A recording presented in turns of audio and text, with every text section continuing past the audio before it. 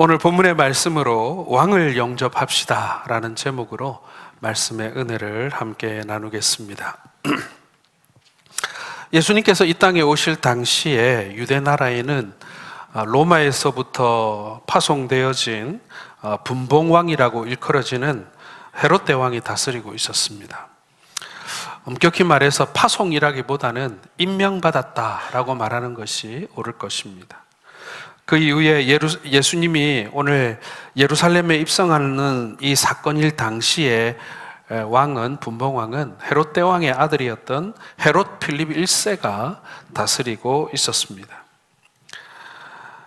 그리고 당시 로마는 매우 강력하고 현명한 군주라고 일컬어지고 있던 티베리우스 황제가 다스리던 시대였습니다. 여러분, 글래디에이터라는 영화를 보시면 제일 앞에 등장하는 곧 죽게 되는 아주 노쇠한 군주가 나오지 않습니까? 그 왕이 바로 티베리우스입니다. 이런 강력한 통치자들의 통치가 있었음에도 불구하고, 현명하다고 얘기하고 또 막강한 권력을 가지고 있었던 황제가 있었음에도 불구하고, 이 유대 땅에 살고 있던 백성들은 아직도 새로운 왕을 기다리고 있었습니다. 바로 메시아에 대한 기다림이었던 것이죠. 그리고 메시아는 왕과 같이 오시리라고 하신 구약의 말씀, 구약의 그 예언대로 반드시 왕이어야 한다. 그리고 왕으로 오신다는 얘기는 새로운 나라를 세운다는 이야기가 되는 것입니다. 예레미야서 23장 5절의 말씀이 그 예언의 말씀입니다. 한번 같이 읽어보겠습니다. 보라, 때가 이르리니 내가 다윗에게 한 의로운 가지를 일으킬 것이라.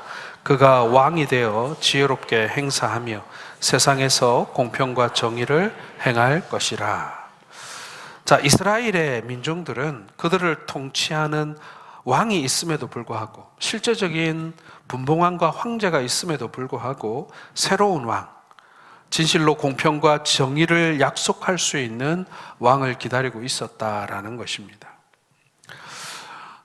이스라엘 백성들의 마음속에는요, 이런 정의나 공평, 이런 것에 대한 목마름도 있었겠지만, 어느 식민지 백성인들 자체적인 왕국, 독립적인 나라를 원하지 않는 그런 백성들이 어디 있었겠습니까? 그러나 성경에 약속하신 그 말씀대로 백성들은 메시아 왕국을 기다리고 있었던 것입니다. 예수님께서 예루살렘 성에 입성하시던 그날 이른 아침부터 예루살렘 성에는 커다란 흥분과 기대가 있었을 것입니다.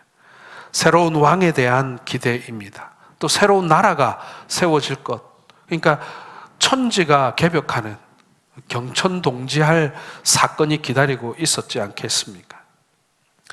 이 기대는 결코 잘못된 것이 아닙니다. 평화와 진정한 의를 약속할 수 있는 왕에 대한 기대는 어느 시대나 있어 왔기 때문에 그런 것입니다. 이 기대는 바람직한 기대였고, 오늘 살아가는 우리들에게도 나라가 새로워지기를 바라는, 그리고 지혜롭고 정의로운 지도자가 세워지기를 바라는 마음은 그때나 지금이나 동일했던 것입니다. 이 세상에서는 세상의 사회와 질서를 유지하고 또 우리의 살림살이를 편하게 해줄 그런 지도자들이 반드시 필요합니다.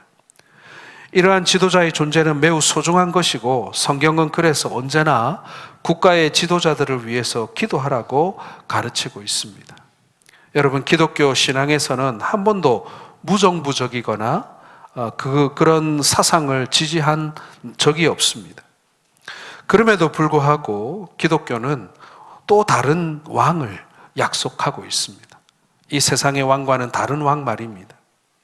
성경에 약속된 왕은 우리의 존재를 다스릴 수 있는 왕, 일시적인 통치가 아니라 영원한 통치자, 그리고 부분적인 통치가 아니라 세상뿐만 아니라 인간의 삶과 영혼까지도 바꿀 수 있는 그런 통치자로서의 왕을 기다리고 있는 것입니다. 바로 메시아에 대한 그러한 약속인 것이죠.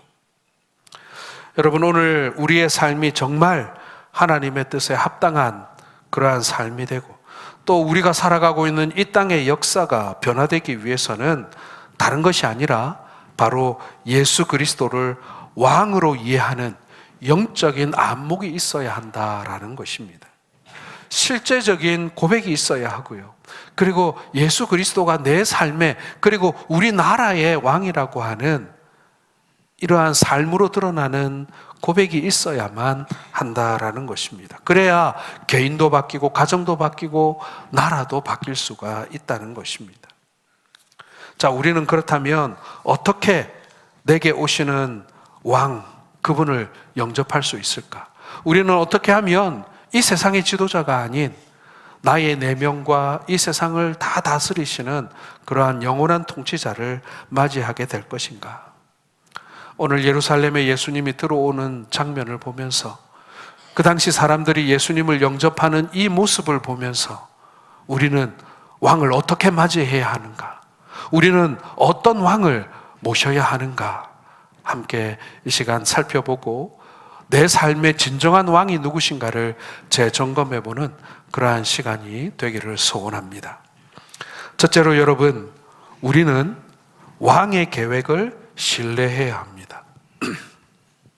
여러분, 우리가 왕을 모시고 산다는 것은요, 왕이 가지고 있는 그 통치 철학, 왕이 가지고 있는 그 통치의 계획을 우리가 신뢰해야만 그분을 왕으로 모시고 충성할 수 있는 것 아니겠습니까? 폭군이나 혼군이나 뭐 이런 왕이 집권하게 되면 신하들이, 백성들이 어떻게 그 왕을 따를 수가 있겠습니까? 왕이신 그분의 계획에 대한 믿음이 우리에게는 무엇보다도 필요합니다. 예수님의 예루살렘 입성 사건을 우리 성경 속에서 자세히 들여다보면요, 이것은 우연한 행진이 아니라 계획된 하나님의 섭리의 행진이라는 것을 알 수 있습니다. 성경은 예수님께서 유월절 어린 양으로 오셨다라고 말씀합니다. 여러분, 구약의 유월절에 백성들의 죄를 구속하시기 위해서 죽어야만 했었던 어린 양과 같은 존재로 예수님이 오셨더라라고 약속되어져 있는 것입니다. 그래서 예수님은 유월절을 기다리고 계셨습니다. 예루살렘에 입성할 때가 정확하게 유월절을 엿새 앞둔 때였습니다. 다시 말하면 하나님의 때를, 하나님의 타이밍을 정확히 기다리셨다가 예수님께서는 예루살렘에 입성하신 것입니다. 예루살렘에 입성하기 위해 예수님은 먼저 감람산 쪽에 산을 오르십니다. 이 산마루에는 두 개의 마을이 있었는데 하나는 벳박이었고 하나는 베단이라는 마을이었습니다. 이 마을에 들어서면 감람산의 능선에서 불과 한 100여 미터 떨어진 예루살렘의 전경이 한 폭의 그림처럼 눈앞에 펼쳐집니다. 여러분, 우리가 예루살렘 전경 해가지고 황금돔 그 사원을 이렇게 보여주는 이 길다란 사진 한번 보신 적 있으시죠? 성경책에 그게 사진이 올라가 있는 분도 계실 것이고 집에 그 사진이 붙어 있는 분도 계실 텐데, 그 예루살렘 전경을 찍은 그 장소가 바로 이 감람산 쪽 산마루입니다.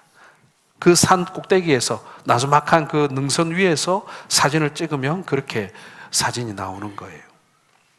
거기에 오르신 예수님께서 이제 한 마리의 나귀를 찾고 계십니다. 본문은 이렇게 시작하고 있습니다. 한번 같이 읽어보겠습니다. 1절과 2절입니다. 시작. 그들이 예루살렘에 가까이 가서 감람산 벳박에 이르렀을 때에 예수께서 두 제자를 보내시며 이르시되 너희는 맞은편 마을로 가라. 그리하면 곧 매인 나귀와 나귀 새끼가 함께 있는 것을 보리니 풀어 내게로 끌고 오라. 자, 왜 하필이면 여기서 나귀 새끼가 등장하는 것일까요?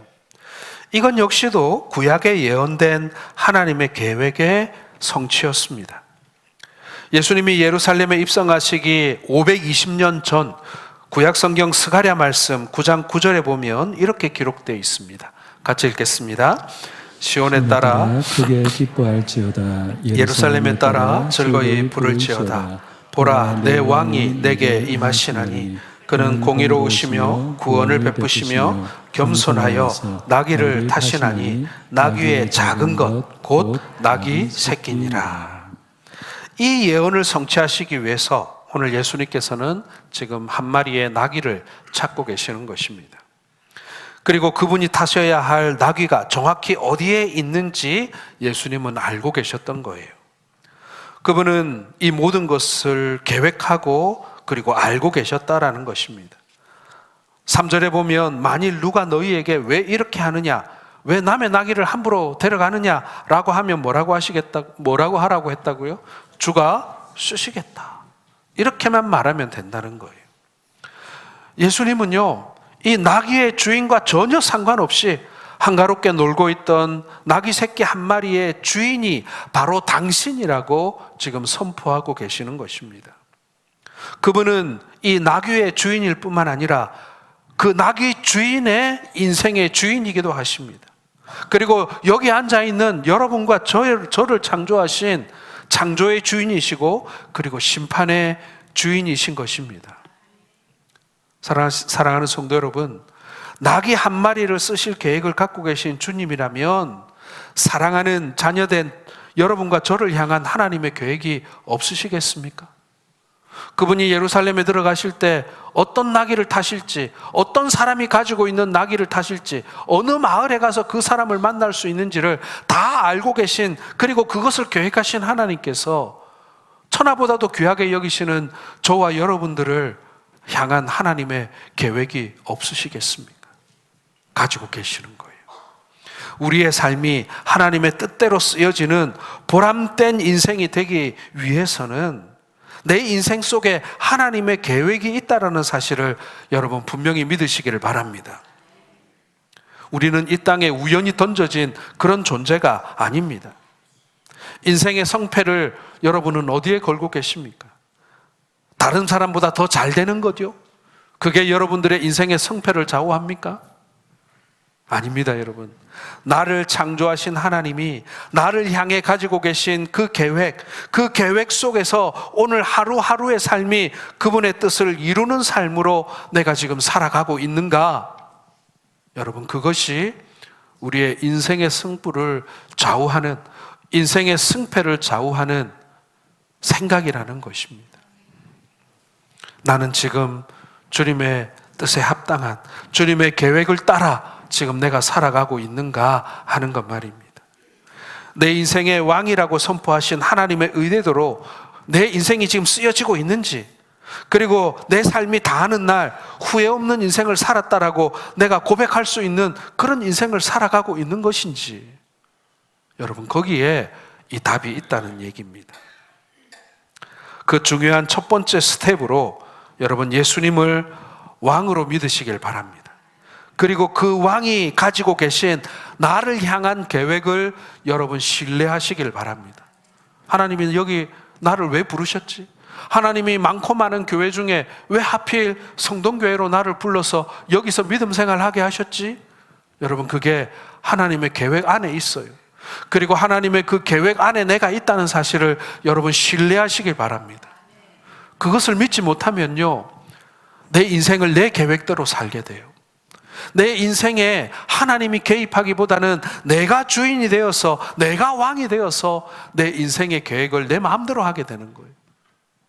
여러분, 그 인생은 결코 성공된 인생이라고 말할 수가 없는 것입니다.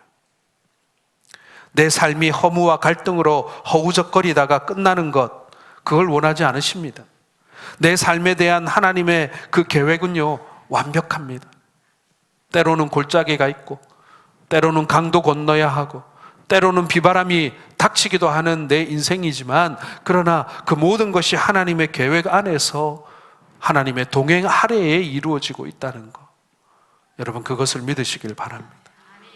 우리가 영화를 볼 때요, 한 나그네가 진짜 거친 광야에서 막 눈보라를 막 무릅쓰고 무릎까지 눈이 막 이렇게 쌓인 곳을 정말 힘겹게 이렇게 헤쳐가면서 쓰러졌다가 또 걸어가고 쓰러졌다 또 걸어가고 하는 그런 영화의 한 장면을 볼 때 참 마음이 그렇더라고요. 안타깝고 불쌍하고. 그런데 요즘에는 영화가 끝나고 나면 그 영화가 어떻게 찍혀졌고 만들어졌는지를 보여주는 이 메이킹 필름이라는 것이 쫙 나옵니다. 그렇죠? 그 주인공이 그 눈 속을 허우적거리면서 걸어가고 있는데, 혼자 쓸쓸히 걸어가고 있는데, 알고 보니까 그 옆에 막 수십 명의 스태프들이 붙어가지고 카메라를 들고 막 조명을 들고 막 그러면서 따라가고 있는 그런 메이킹 필름을 본 적이 있습니다. 예, 그렇지 않습니다, 여러분. 내가 혼자 살아가고 있고 내가 혼자 버티는 것 같지만 아니에요. 우리는 모두 하나님의 계획 아래에 살아가고 있음을 여러분 믿으시길 바랍니다.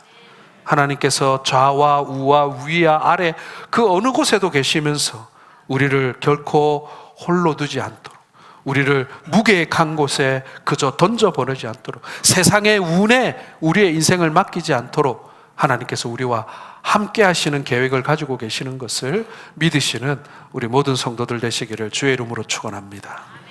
두 번째로 여러분, 우리는 왕의 구원을 분별할 수 있어야 합니다.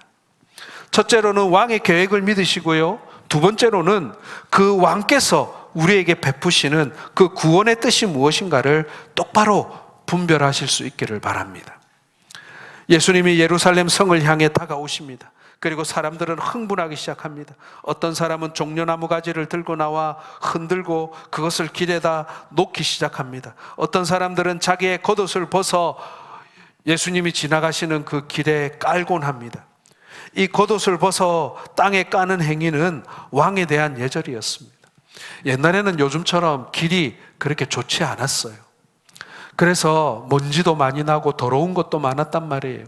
왕이 행차를 하는데 먼지가 풀풀풀 나는 그것이 왕에 대한 예의가 아니라고 생각했기 때문에 그 당시에 많은 사람들이 왕의 행차가 있으면 그 앞에 자신의 겉옷을 던져서 왕이 먼지를 먹지 않고 깨끗한 길을 걸어갈 수 있도록 그렇게 하는 것이 예의였습니다. 사람들은 예수님께 그 왕의 예절을 다하고 있는 것입니다. 그를 왕으로 기대했던 예루살렘 군중들의 기대를 보여줍니다. 그리고 찬송 소리가 터지기 시작합니다. 오늘 본문의 9절을 다 같이 읽겠습니다. 앞에서 가고 뒤에서 따르는 무리가 소리 높여 이르되 호산나 다윗의 자손이여 찬송하리로다. 주의 이름으로 오시는 이여 가장 높은 곳에서 호산나 하더라. 아마도 이 찬송은 다른 복음서에서와 비교해 보면 이 아이들이 먼저 이 찬송을 불렀던 것 같습니다. 어른들이 말하는 내용을 듣고 어른들이 얘기하는 그 예수님께서 오시면 우리를 구원해 주시겠지라고 하는 그 말을 들으면서 아이들이 자신들이 평소에 불렀던 노래의 가사에 호산나 호산나를 붙여 아마 노래를 지어 부르지 않았겠습니까? 바로 지금 우리를 구원해 주시옵소서. 이것이 바로 호산나라는 단어의 뜻입니다. 이 찬양 속에 이스라엘 백성들의 예수님에 대한 메시아로서의 구원에 대한 기대를 볼 수 있습니다. 우리를 구원해 주옵소서. 그들을 구원을 기대하게 만들었고, 그리고 이것은 그 시대의 사람들에게 있어서 너무나도 절박한 일이었습니다. 그러나 예루살렘에 모인 이 사람들은 예수님이 가져오시는 그 구원에 대한 오해가 있었다는 것을 알 수 있습니다. 그 당시 사람들은 예수님에게 걸었던 이 메시아의 기대는 영적 메시아다기보다는 다분히 정치적인 메시아였습니다. 그들은 지금 로마의 지배를 받고 있었기 때문에 로마 정권을 때려 부수고 그들에게 진정한 자치국가를 만들어줄 수 있는 정치적인 메시아를 기대하고 있었던 것입니다. 여러분, 정치적인 자유를 잃어버린, 나라를 잃어버린 백성들에게는 당연한 소망 아니었겠습니까? 우리는 안 그랬습니까? 우리도 일제 치하에서 얼마나 독립국가를 간절히 바라고 소원했겠습니까? 그러한 기대 자체를 우리는 잘못이라고 말할 수 없습니다. 그러나 예수님께 걸어야 할 기대는 단순히 정치적인 자유 이상의 것이어야 했다라는 것이죠. 예수님이 만드시는 나라는 이 지상에 존재하는 수백 개의 나라들 가운데 하나와 같지 않았다는 얘기입니다. 예수님께서 체포되셔서 십자가에 갔던 중요한 이유 중에 하나가 무엇입니까? 사람들이 예수님을 메시아로 높이기 시작했을 때 그 당시에 그 땅의 권력을 잡고 있었던 사람들은 예수님을 정치적인 라이벌로 간주하고 있었기 때문 아니겠습니까? 예수님을 호산나라고 영접했던 백성들도, 그리고 예수님을 십자가에 못 박았던 사람들도 예수님이 세울 그 나라에 대한 기대는, 그리고 오해는 다른 것이 아니라 정치적인 나라였다라는 것입니다. 사랑하는 성도 여러분, 빌라도가 예수님께 묻습니다. 네가 진짜 유대인의 왕이냐라고 물었을 때 예수님은 이런 답을 주십니다. 염려하지 말라. 내 나라는 이 세상에 속한 것이 아니다. 우리는 이 말씀의 뜻을 바르게 이해할 필요가 있습니다. 주님의 나라, 하나님의 나라는 이 세상과 관련이 없다라는 의미가 아닙니다. 그러나 그분의 나라는 세속적인 나라도 아닙니다. 그보다 훨씬 더 중요하고 큰 나라입니다. 훨씬 더 본질적인 의미를 담고 있는 나라입니다. 눈에 보이는 것만을 다스리는 분이 아니라 그분은 우리 인간 존재의 내면을 통치하는 왕이십니다. 왕들의 마음까지도 다스릴 수 있는 왕이기 때문에 우리는 왕 중의 왕이라고 그분을 부르지 않습니까? 모든 나라 중에 제일 큰 나라의 왕이라는 뜻이 아닙니다. 그 왕들의 마음도 다스릴 수 있는 모든 왕들의 왕이라는 뜻입니다. 어떤 정치나 경제나 외적인 상황뿐만 아니라 우리 인간의 존재의 깊은 곳까지도 다스리시는 왕이십니다. 내 마음속의 좌절, 나의 부조리와 내 죄, 내 절망을 아시고 내 마음속 깊은 곳부터 나를 변화시켜 주실 수 있는 분, 이 땅에 살고 있는 모든 사람들의 삶과 그 운명을 바꿀 수 있는 왕, 그래서 온 세계의 모든 나라들 속에 높임과 찬양을 받으시기에 합당하신 왕, 인종과 문화와 국경과 역사를 통틀어 그 어느 곳에서도 왕으로 섬길 수 있는, 찬양하실 수 있는 왕, 그 하나님의 나라는 이 세상에 속한 것이 아니었던 것입니다. 자, 그런데 불행히도 예수님의 말씀을 빌라도나 그 당시의 사람들은 이해하지 못했다는 거예요. 만일 예수님께서 정치적인 메시아로 예루살렘에 입성하셨다면요, 전차와 군마를 이끌고 입성하는 것이 맞지 않았겠습니까? 그러나 예수님이 나귀를 타고 들어오시는 모습, 나귀 새끼를 타고 들어오는 모습을 생각해 보면 이건 완전히 코미디의 한 장면입니다. 이스라엘 백성들이 일상생활 속에서 흔히 사용하던 나귀, 물론 어린아이야 노약자를 태우는 용도이기도 했으나 대부분 장작을 쌓거나 짐을 얹어서 다니는 그러한 존재가 바로 나귀였습니다. 그런데 여러분, 그냥 나귀도 아니고 어린 나귀였습니다. 한 번도 사람을 태워본 적이 없는 나귀예요. 경험이 없었습니다. 아직 철이 없는 천방지축의 나귀였어요. 그런데 거기에 성인 남자가 한 명 올라탔단 말이에요. 예수님이. 거기다가 사람들이 막 수도 없이 몰려와서 호산나 호산나 하고 노래를 부르고 소리를 지르고 그 앞에 막 종려나무 가지를 흔들고 길을 깔고, 여러분, 나귀 새끼의 심정이 어떻겠을까? 정신이 없지 않았겠습니까? 한 번도 사람을 태워본 적도 없는 나귀가 이렇게 막 사람들이 몰려와서 소리를 지르니 똑바로 가지도 않고 바로 다른 데로 막 달아날 수도 있을 가능성이 있지 않겠습니까? 만약에 예수님의 예루살렘 입성이라고 하는 이벤트를 기획하는 기획자였다면 절대로 저런 나귀를 섭외하지 않았을 것입니다. 지금 예수님이 이 어린 나귀를 타고 지금 예루살렘을 향하고 있는 이 장면, 정말 어떻게 보면 너무나도 왕에게는 어울리지 않는 행진이지 않았겠습니까? 그런데 이것이 하나님의 계획이었습니다. 여러분, 이 계획 가운데 어떤 의미가 있습니까? 나귀를 타신 이유는 일찍이 구약 선지자는 이렇게 말했습니다. 그는 겸손하여 나귀를 타고 오실 것이라고 했어요. 그래서 예루살렘 도상에서 뛰어노는 가장 어린아이까지도 예수님께 쉽게 접근했을 거예요. 만약에 예수님이 큰 군마를 타고 이 말발굽 소리를 내면서 예루살렘에 들어왔다면 어떤 어린아이가 그 말 앞에 가까이 갈 수 있었겠어요? 그런데 조그마한 나귀 새끼를 예수님이 타고 이렇게 오시니까 어린아이들도 쫓아와서 예수님 발도 만져보고 예수님이 타신 그 나귀의 엉덩이도 만져보고 그러면서 옆에서 같이 뛰면서 그렇게 찬양을 부르고 예루살렘까지 예수님의 그 행진을 함께하지 않았겠습니까? 무식한 사람도 유식한 사람도 권위 있는 사람도 권세가 없는 사람도 누구나 친근히 다가설 수 있는 겸손하신 예수님.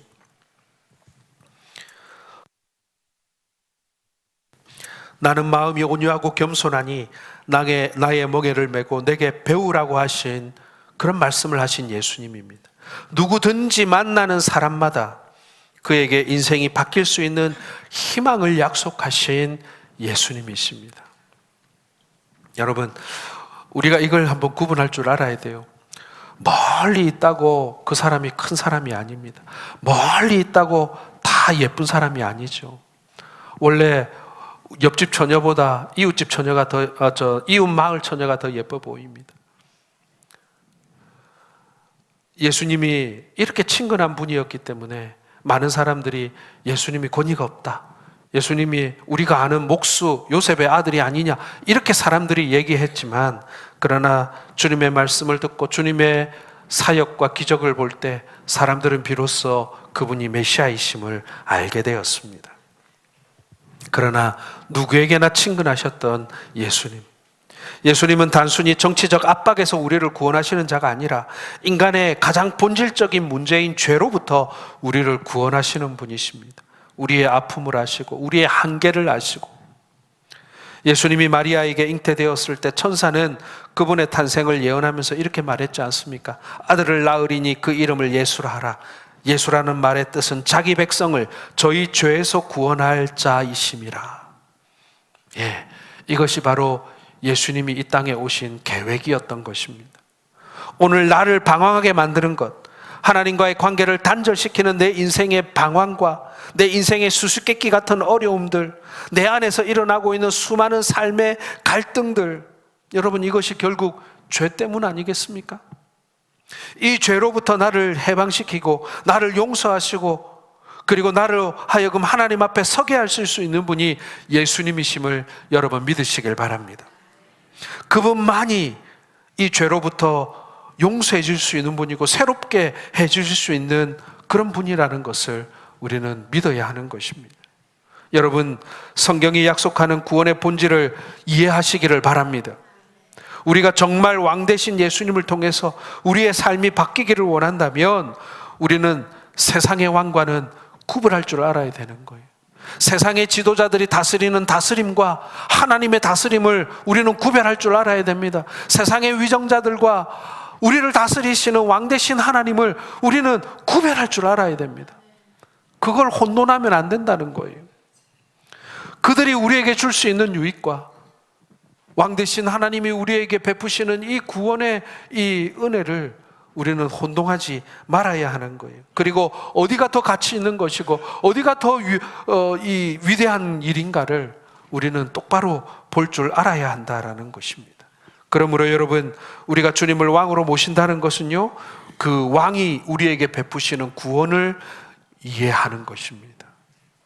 여러분, 무엇을 하든지 어디에 있든지 그리고 우리가 누구에게든지 이 하나님의 이 구원의 계획, 이 왕의 구원을 선포하실 수 있는 우리 성도들 되시기를 주님의 이름으로 축원합니다. 마지막 세 번째로 여러분, 우리는 왕의 눈물을 이해할 수 있어야 합니다.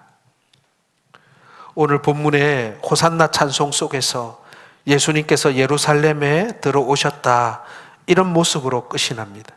그런데 여러분, 사실 예루살렘에 들어오시기 직전에 한 가지 사건이 일어납니다. 오늘 본문의 사건의 계속되는 진행을 누가복음에서 찾아볼 수 있는데요, 누가복음 19장 41절, 그러니까 예루살렘에 들어오시기 직전에 예수님이 어떤 모습이었는가를 기록하고 있습니다. 41절 한번 짧게 읽어보겠습니다. 가까이 오사 성을 보시고 우시며, 가까이 오셔서 예루살렘 성을 보고 우셨다. 아마도 이것은 호산나 찬송 소리를 들으시면서 예수님이 보신 그 예루살렘 성을 보며 우시는 장면인 겁니다. 사람들은 왕으로서 예수님을 환영하느라 지금 축제 분위기예요. 난리가 났습니다.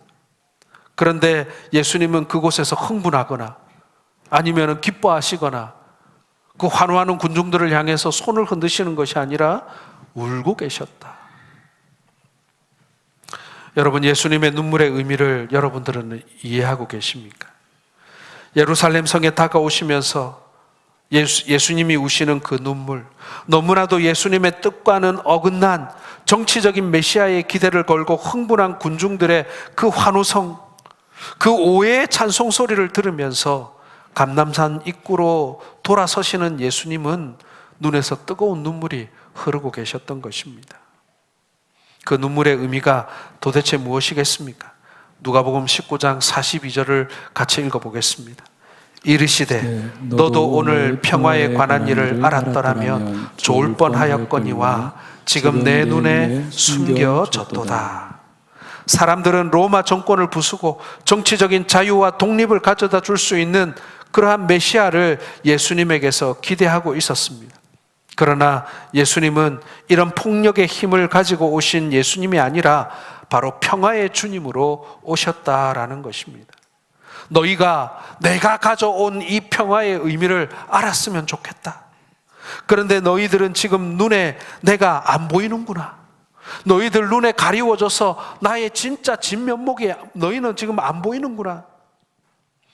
예수님을 예수님으로 알지 못하는 그 당시의 민중들, 그리고 그분이 정말 우리 안에 있는 깊숙한 곳에 숨겨져 있는 정말 참된 평화, 그것을 가져다 줄 수 있는 분임에도 불구하고 정치적인 자유 그 이상의 본질적인 자유를 우리에게 주시는 분임에도 불구하고 인간 존재의 자유, 실존의 자유, 이것을 주시는 샬롬의 하나님, 평강의 하나님, 그런 주님이 오셨음에도 불구하고 그런데 너희들 눈에는 가리워져서 내가 안 보이는 거구나. 그렇게 예수님은 눈물을 흘리고 계셨던 것입니다. 정말 자기를 알아봐주는 사람이 없는 철저한 고독과 외로움 속에 예수님은 지금 눈물을 흘리고 계시는 거예요. 한 걸음 더 나아가서 43절과 44절을 읽어보겠습니다. 날이 이를지라 내 원수들이 토둔을 쌓고 너를 둘러 사면으로 가두고 또 너와 및 그 가운데 있는 내 자식들을 땅에 메어 치며 돌 하나도 돌 위에 남기지 아니하리니 이는 내가 보살핌 받는 날을 알지 못함을 인함이니라 하시니라. 예수님은 예루살렘 성에 살고 있던 주민들에게 다가올 운명을 내다보고 계셨습니다. 당장의 어떤 이득과 이해관계를 기대하면서 예수님을 환영하고 있는 이 군중들의 모습 속에서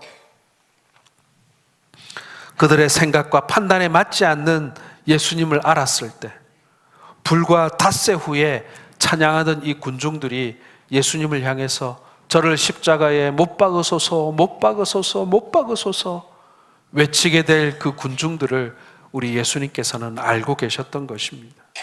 폭도로 돌변한 이 사람들을 예수님께서는 알고 계셨던 거예요.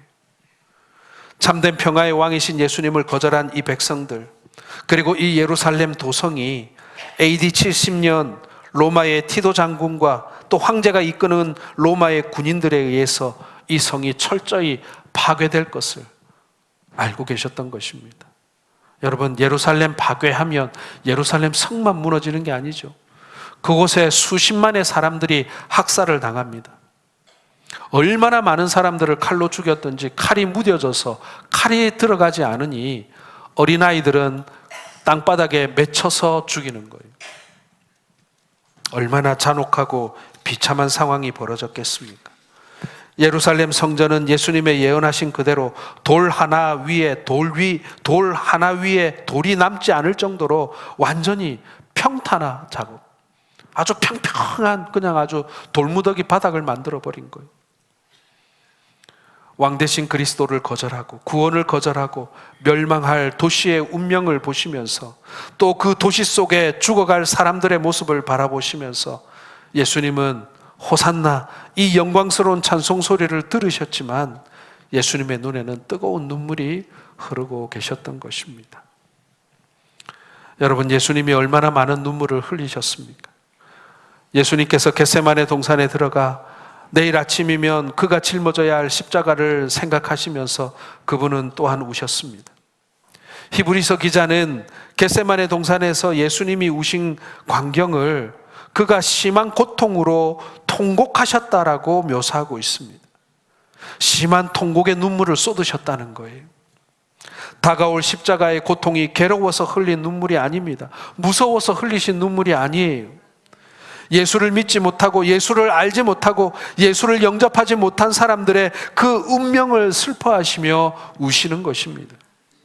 구원받아야 할 영혼, 예수님 앞에 돌아와야 할 영혼, 새로운 삶을 살 수 있는 가능성이 있고 하늘의 평화를 맛보고 살아계신 하나님을 섬기면서 살 수 있는 가능성이 있는 그 사람들의 운명을 내다보시면서 구원받아야 할 영혼들을 향해 흘리는 애타는 눈물이셨던 것입니다. 사랑하는 성도 여러분, 우리가 예수님을 왕으로 모신다는 것은요, 그분의 눈물의 의미를 이해하는 것입니다. 십자가를 앞에 두고 흘리셨던 그 눈물 때문에 우리를 불쌍히 여기시고 우리를 공고히 여기시고 우리의 삶을 새롭게 만들어 주시기를 원하시는 하나님의 구원을 체험하기 위해서 우리로 하여금 그 구원을 체험하기 위하여 우셨던 그 예수님의 그 눈물 때문에 지금 저와 여러분들이 오늘 이 자리에 앉을 수 있고 이 자리에서 예배할 수가 있는 것입니다. 그 눈물이 우리를 살린 것입니다. 예수님의 눈물이 우리에게 새로운 삶을 준 것입니다. 예수님의 눈물이 우리에게 구원을 가져다 준 것입니다. 여러분, 이제는 우리가 또 눈물을 흘려야 될 때가 아니겠습니까? 이제 우리가 눈물을 흘려야 될 때가 아니겠습니까? 우리 주변에 고통받고 있는 이웃들을 위해서 우리가 눈물을 흘려야 합니다. 우리의 민족을 위해서, 분단된 이 나라를 위해서 눈물을 흘려야 합니다. 내 가족들 중에, 내 친구들 중에 아직도 예수님을 알지 못하고 인생의 고비 때마다 괴로워하고 무너지는 우리의 형제 자매들을 위해서 여러분, 이제 우리가 눈물을 흘려야 하는 것 아니겠습니까? 주님께서는 이제 저와 여러분들의 눈물을 요구하고 계십니다.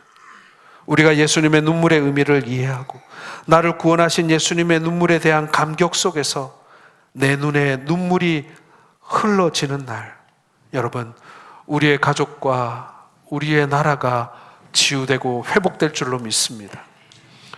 우리가 얼마나 메마르게 신앙생활을 하고 있는지, 우리가 얼마나 나만을 위해서 살아가고 있는지, 우리가 얼마나 눈물 없는 삶을 살아가고 있는지 여러분, 우리가 한번 되돌아볼 수 있기를 바랍니다. 그리고 내 삶의 진정한 왕이 누군지 다시 한번 우리가 점검해 보기를 원합니다. 여러분, 여러분들 삶을 다스리는 왕이 무엇인지, 누구인지 여러분, 우리가 다시 한번 되물어 보면서 왕 대신 예수 그리스도를 진정으로 내 삶의 왕으로 모시고 사시는 우리 모든 성도들 되시기를 주의 이름으로 축원합니다.